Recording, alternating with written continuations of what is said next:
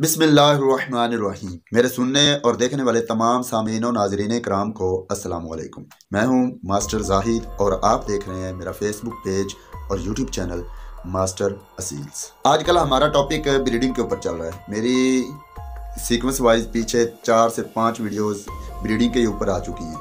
तो चूँकि असीलों की पहचान के ऊपर मैंने लातादाद वीडियोस बनाई, बेशुमार वीडियोस बनाई हैं असीलों की पहचान के ऊपर, लेकिन एक अच्छी असील मादी जो है, ब्रीडर मादी, क्योंकि मुर्गियां हम लेते ही ब्रीडिंग के लिए हैं, मुर्गियों का मकसद ही ब्रीडिंग होता है। तो एक अच्छी ब्रीडर मादी के ऊपर मेरी कोई खातर खा वीडियो मौजूद नहीं है। एक वीडियो है लेकिन वो काफ़ी लेंथी है।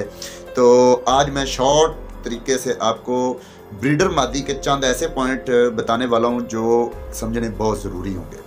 तो यूँ तो असील मादी की पहचान भी असील मुर्गे की तरह है। अगर आप एक अच्छे असील मुर्गे की पहचान जान जाएं तो असील मादी के बारे भी आप तकरीबन 80% जान जाएंगे कि असील मादी में कौन कौन सी क्वालिटीज़ होना ज़रूरी है। लेकिन ब्रीडिंग के तहत असील मादी में कुछ अलग से भी पॉइंट्स हैं। वो पॉइंट्स 80% जो मैं बता रहा हूँ वो हैं कॉमन पॉइंट्स जो बिटवीन रूस्टर एंड हैन, मतलब मुर्गे और मुर्गी में कॉमन है, मुश्तरक हैं। लेकिन कुछ मादी के लिए अलग से बातें जो आपने ब्रीडिंग के लिए ख़ास ध्यान रखना होता है, आज मैं वो बताऊँगा। तो अगर आपने मेरी वो वीडियो जिसमें मैंने असील मुर्गे की पहचान के बारे में बताया वो अगर आपने नहीं देखी या आपको असील मुर्गे की पहचान का अंदाज़ा नहीं है अभी तक, तो आप मेरी वो वीडियो देखें। मैं इसी वीडियो के आखिर पे एंड स्क्रीन पे इधर या इधर आपको वो वीडियो लगा दूंगा, आप वो ज़रूर देख लीजिएगा। तो चलते हैं असील मादी की पहचान, असील अच्छी असील ब्रीडर मादी की पहचान क्या है। असील ब्रीडर मादी की पहचान पे मैं बताने वाला हूँ। तो मोटा मोटा मैं वो रिवाइज भी कर देता हूँ जो मुर्गे की पहचान में भी मैंने बताया हुआ है कि आँख जो है वो चमकदार होनी चाहिए, छोटी होनी चाहिए। ये मुर्गे में भी है, मुर्गी में भी है। इसी तरह चेहरा जो है वो छोटा होना चाहिए, गोश्ती नहीं होना चाहिए। ये मुर्गी में आपने ख़ास बात ध्यान में रखनी है कि जो चेहरा है वो कसा हुआ हो, खुश्क हो, गोश्ती ना हो। लंबा चेहरा हो या गोल हो, ये अपनी अपनी चॉइस है, लेकिन गोश्ती नहीं होना चाहिए। ये मादी के लिए बहुत ही ज़रूरी बात है, वरना आपके आने वाले जो परिंदे होंगे वो गोश्ती चेहरे वाले होंगे, सूजे हुए चेहरे वाले होंगे।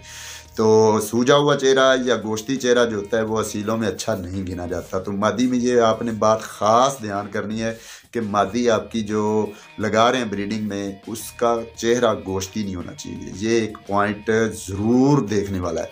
बहरहाल ये मुर्गे में भी देखा जाता है। अब ताज पे आते हैं। मेन जो डिफरेंस है, क्योंकि मुर्गे का ताज 5 टाइप से मैंने मुर्गे के ताज पे ऑलरेडी बना चुका हूँ, लेकिन मुर्गी का ताज बड़ा नहीं होता। तो आपने मुर्गी के ताज में ये देखना है कि ये बिल्कुल छोटा हो और ढीला ना हो, बिल्कुल छोटा सा हो, स्किन के साथ हो। जितना स्किन के साथ हो उतना बेहतर होगा और ये अपने आने वाले परिंदों में उतना ही जानदार ताज बनाएगा। अगर कोई पट्ठा बनता है तो उसका खड़ा ताज होगा, बेहतरीन मोटा ताज होगा। अगर मुर्गी का ताज बिल्कुल स्किन के साथ चिपका हुआ है तो ये आने वाले परिंदे के ताज पे बहुत इफ़ेक्ट डालता है। तो अगले नंबर पे जो बहुत ज़रूरी बात है वो है गर्दन का मजबूत होना। ब्रीडर मादी की गर्दन मजबूत होना बहुत ज़रूरी है, वरना आने वाले जो परिंदे होंगे, चाहे उसमें मुर्गे भी बन रहे हैं, तो वो गर्दन के कमज़ोर होंगे। अगर आपकी ब्रीडर मादी की गर्दन कमज़ोर है तो ब्रीडर मादी की गर्दन की मजबूती कैसे होती है? एक तो मोटी हो, जानदार हो, दूसरा उसमें बल ना हो, ऐसनुमा ना हो, तीसरा वो बिल्कुल छोटी गर्दन हो। मुर्गे की बड़ी गर्दन हो जो ब्रीडर मुर्गा है तो भी चल जाता है, लेकिन मुर्गी की गर्दन बहुत ही ज़रूरी है कि वो छोटी होनी चाहिए। जितना आप छोटी गर्दन रखेंगे उतने ही आपके परिंदे मजबूत बनेंगे आने वाली नस्ल में। तो ये एक बड़ा बेसिक पॉइंट है कि गर्दन मजबूत हो, कुंडल जो हैं जो कड़े हैं वो बिल्कुल क्लोज हों। अब इससे अगला जो स्टेप है मुर्गी ब्रीडर मुर्गी का वो ये है कि मुर्गी के जो पल्ले हैं वो जानदार होने चाहिए। मतलब आप पल्ला ऐसे पकड़ के उठाते हैं तो आपको महसूस हो कि वो गुस्सा कर रही है या बुरा मना रही है या वो खींच रही है अपनी तरफ। आसानी से नहीं आप पल्ला खोल पा रहे। तो वो कहलाता है सख्त पल्ला। तो ये सख्त पल्ला होना बहुत ज़रूरी है।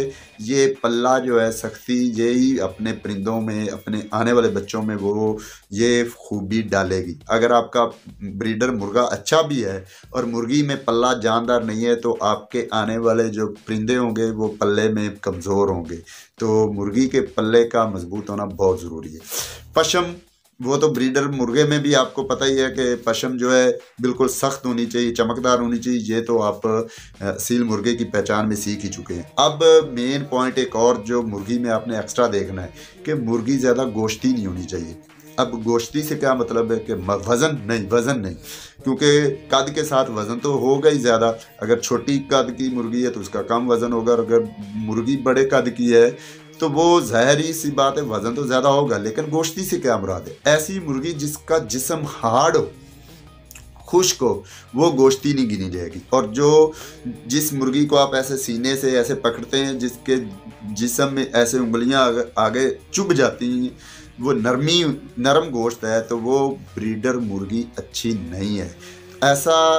ऐसी ब्रीडर मुर्गी सेलेक्ट करें जिसके जिस्म में हार्डनेस हो, फुलादी सा जिस्म हो, सख्त हो, जो नरमी जिसमें फील ना हो, गोश्ती ना हो। लेयर मुर्गियां जो आम ये ब्रायलर मुर्गियां हैं, इनकी तरह या गोल्डन मिस्त्री की तरह नरम सा जिस्म ना हो। जिस्म की सख्ती बहुत ज़रूरी है। बहुत अच्छी मादियाँ मैंने देखी हैं जो जिस्म की नरम होती हैं, हालांकि वो बहुत अच्छी होती हैं, लेकिन जिस्म की नरमी वाली खामी की वजह से वो अच्छी ब्रीडर नहीं होती। तो ये जिस्म का गोश्ती जो है ये नहीं होना चाहिए, खुश्क जिस्म होना चाहिए, सख्त जिस्म होना चाहिए, मसल सख्त होने चाहिए। उसके बाद अगली जो मेन पॉइंट आपने देखना है, वो आपने देखना है कि मुर्गी की झोल लटकी हुई ना हो। चाहे वो अंडों पे भी आई हुई हो तो झोल उसकी खुश्क होनी चाहिए। खुश्क झोल वाली जो मुर्गियां होती हैं उनमें ये ख़ास बात होती है कि जो आने वाले परिंदे होते हैं उनमें वो खुश्की और मजबूती लाती हैं। अब खुश्की से मतलब क्या है कि जो आने वाला परिंदा है, जो इस मुर्गी से पैदा होने वाली नस्ल है, वो अगर आप केज में बंद भी रखते हैं, 6-6 महीने भी बंद रखते हैं, तो वो वज़न नहीं बढ़ाएगा। ऐसा नहीं होगा कि एक परिंदा काफ़ी अरसा खुडे में बंद रहा है तो वो वज़न बढ़ा गया है, फिर आपको अपने मकसद के लिए, गेम के मकसद के लिए उसको टोरा करना पड़ता है, चलाना फिरना पड़ता है, उसके वज़न को कम करना पड़ता है। ऐसा नहीं होगा। वो खड़ा भी रहेगा तो वो वज़न नहीं बढ़ाएगा। उसके पीछे की लॉजिक यही है कि ऐसी मुर्गी जो खुद गोश्ती ना हो और जिसकी झोल लटकी हुई ना हो, खुश्क झोल की हो, वो मुर्गी अच्छे बच्चे बनाएगी। तो खुश्क झोल वाली पसंद करें। मुर्गी ऐसी हो जो अंडे दे भी रही हो तो फील ऐसे ही कराए कि जैसे अंडे नहीं दे रही, ऐसे उसकी खुश्क झोल हो, उठी हुई झोल हो, लटकी हुई झोल ना हो। जिस मुर्गी की झोल लटकी हुई है वो मुर्गी अच्छी ब्रीडर मुर्गी नहीं है। और आखिरी पॉइंट मैं बता दूं, बाकी सारे पॉइंट आपने मुर्गे वाले ही इसमें देखने हैं। आखिरी पॉइंट मैं बता दूं कि मुर्गी की तली जो है नीचे वाली पंजे की, इसमें गोश्त ना हो, खुश्क हो, ये गोश्ती ना हो, वरना आने वाले जो परिंदे होंगे वो चंडियों के शिकार होंगे, उनमें पंजों में चंडियां पैदा होंगी। और ये मसला, ये चंडियों वाला जो है, ये बहुत ही एक प्रॉब्लम है, बहुत बड़ी परेशान कुन बात है।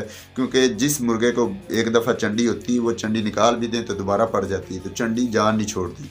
इसलिए आप मुर्गी ऐसी सिलेक्ट करें जिसके तली खुश्क हो, बिल्कुल उसमें गोश्त हो ही ना, नरम हो ही ना, ये नीचे पंजा नरम ना हो, तो वो अच्छे बच्चे डालेगी, चंडी नहीं आएगी उन बच्चों में। तो ये है मेन पॉइंट। हाँ, एक अहम बात कि मुर्गी के जोड़ जो हैं, दुम जोड़ और नीचे वाला जोड़, ये मजबूत ज़रूर और ठुका हुआ सख्त होना चाहिए। मुर्गा जो ब्रीडर है उसका जोड़ हल्का फुल्का ढीला भी हुआ तो मुर्गी का जोड़ सख्त होना ज़रूरी है। क्योंकि मुर्गी का जोड़ अगर सख्त ना हुआ तो वो आगे जो परिंदे होंगे उनमें असालत कम डालेगी, उनमें स्टेमिना कम डालेगी। आने वाले परिंदों का स्टेमिना अपनी माँ की तरफ से आएगा और वो जोड़ों की मजबूती से आएगा। तो जोड़ों का मजबूत होना बहुत ज़रूरी है। ये थे चंद मेन पॉइंट।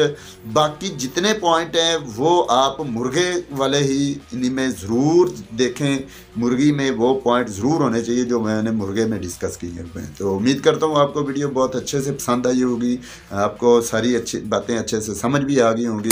अगर समझ आई तो लाइक कीजिए, शेयर कीजिए, अगर चैनल पे नहीं हो तो सब्सक्राइब कीजिए और मेरे हक़ में दुआ कर दीजिए। अल्लाह पाक आपको, आपके शौक़ को, आपके अहले खाना को हर मुसीबत हर बला से महफूज फरमाए। मुझे दीजिए इजाज़त।